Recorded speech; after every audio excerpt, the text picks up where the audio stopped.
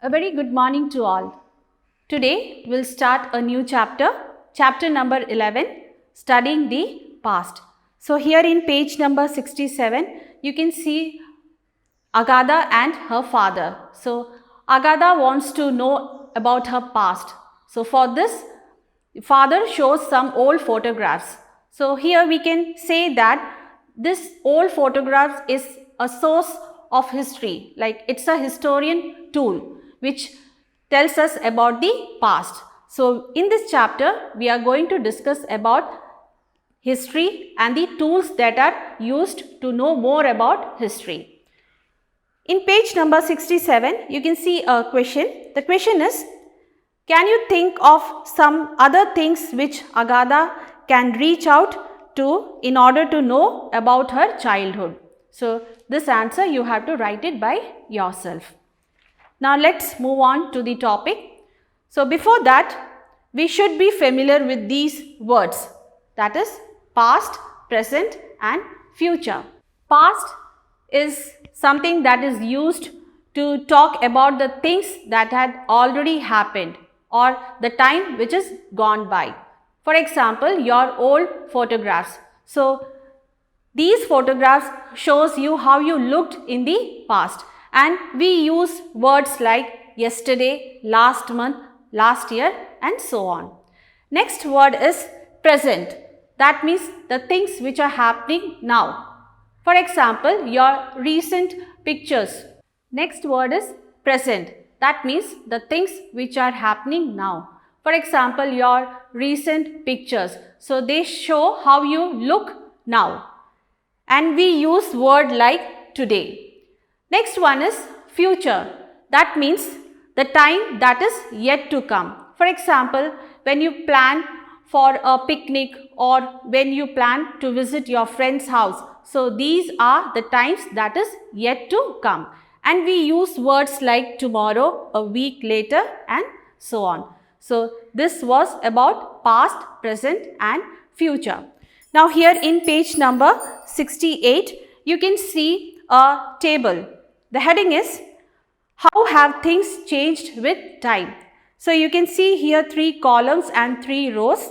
In first column, the heading is, when your grandparents were as old as you are now. Second column, the heading is, when your parents were as old as you are now. And the third column is about you. And here in the first row, the heading is, means of going to school. Second row, keeping in touch with people in another country. Third one, spending leisure time. So now you have to fill this table. So first place you have to write how your grandparents used to go to school. The next column you have to write how your parents went to school. And in the third column you have to write about you. So everyone might be having some different answer.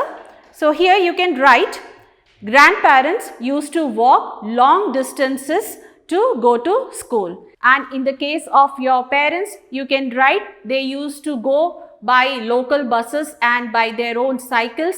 And in the third column, you can write that you go to school by your school bus or your own convenience. So you might be having different answers. So you can write your own answers also.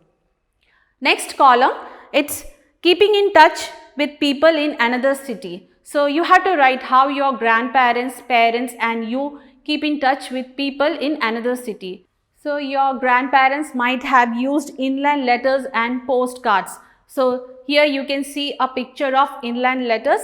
So here you write the to address and at the back you write the from address and the body is written on the other side. So your grandparents, they might have used inland letters and postcards, and your parents, they might have used land phones and telegrams. And now we have many facilities like we have emails, we have mobile phones and other social mediums to be in touch with people living in another city. And the third one is, you have to write how your grandparents used to spend their leisure time, and also your parents, how they used to spend their leisure time. And now you have to write about your spending the leisure time. So this is an activity which you have to do it in your notebook, and then you have to submit in teams. So here you can see the changes with respect to time. So studying about the past is known as the history. So let's see what do you mean by history. History is studying about the past, and we can also say that it is made up of events which has already happened. For example, the things that has happened in the past, it all forms your history. And it's not just a single person, but a group of people can also have a common history. For example, the people of India, they have a common history that is related to our country. So it's not a single person that have a history, but a group of people can also have a common history. And we know that our country has many events that has happened at different period of times.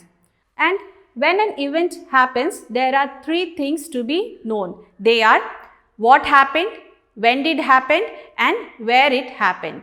So the events can be the happenings in a person's life, in society, in our country, in our world, or on earth, or in universe. So we can define history. History is the study of our past, and it is made up of events that had already happened. Now, how do we study history? We study history by using various tools. So the historians are the people or expert who study about the history, and they use different tools. These tools are like timelines or old books, pictures, so many other. Now let's understand what does this timeline means. So we have already discussed that the historians use different tools, and timeline is one of the important tool that is used by historians to study about the past. It is an arrangement of events and dates of the past in the order in which they took place. Now here you can see the picture of a timeline. This way of counting was derived from the European countries, and the historians, they used the birth of Jesus Christ as the reference or the beginning point of the calendar, and it is marked as 1 AD or 1 CE, and AD means Anno Domini, that means in the year of Lord Jesus Christ, and nowadays instead of AD we use CE, that means Common Era. Now here suppose we say 500 AD or 500 CE, that means 500 years after the birth of Jesus Christ, and we write 500 AD or CE. That means AD means Anno Domini and CE means Common Era. And you can see that we move forward in this timeline. Now we are in the year 2021. So we can say that 2021 years after the birth of Jesus Christ. That means 2021 AD or CE. Next thing, for example, this is 1000 BC, or we say 1000 BCE. So here BC means before Christ and BCE means before the Common Era. So if we are saying 1000 BC, that means 1000 years before the birth of Christ. So we are moving backward.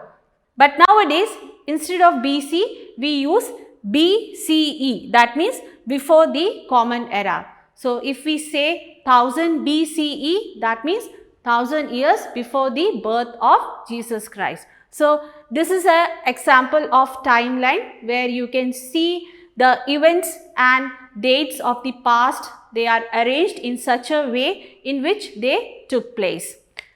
So these tools helps the historians to study about the past. Now let's discuss the different measures of time that are used by the historians. You can see here year, decade and century. So year is a period of 365 days, or we can say 366 days in the leap year. Next one is decade. That means it's a period of 10 years. The last one is century, that means it's a period of 100 years. So these are the different measures of time that are used by the historians. The next topic is sources of history. So these are various objects that are used by the historians to study about the past. You can see here the picture of old pottery, painting, the written source and monuments, coins, and there are many buildings, monuments, old photographs. These all are sources of history. That means these are the objects which are used by the historians to study about the past, and it is also known as the historian's tool. So through these objects we come to know about the development and changes that has happened in the past. So in simple term we can say that historian's job is to ask questions, that is how it happened, when it happened and why it happened, and they use different historians' tools and they examine the evidences that they found. So this was about history, timeline and the different measures of time. That's all for today. We'll meet in the next class. Thank you.